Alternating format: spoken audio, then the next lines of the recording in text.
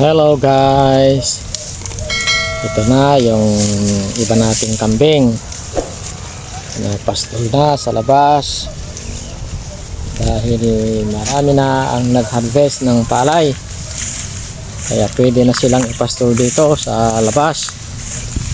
Oh yes. Ang kagandahan dito sa labas, ayan, mapipili nila kung ano yung gusto nilang kainin. May exercise sila. Ayan, tuwang-tuwa sila. Ito kasi ang kauna-unahang araw na mailabas sila pagkatapos ng tagulan. Salamat na lang at medyo paganda na rin ang panahon. Ito yung ating mga kambing. Pag dito sila pinapastol sa labas kumpara sa pinapakain lang sa loob, ay mas gaganda yung kanilang katawan.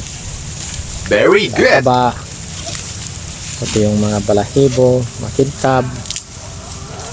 Dahil dito bukod sa exercise, parang tao din na nangangailangan ng exercise, tapos yung pagkain ay talagang mapipili nila yung kanilang gustong kainin. Ayan, tuwang-tuwa sila. Yung ating aso, ayan, tinuturuan nating magpastol.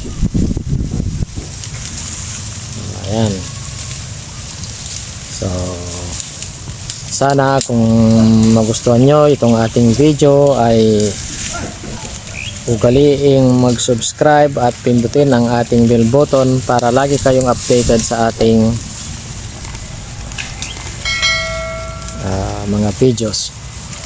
Okay, thank you.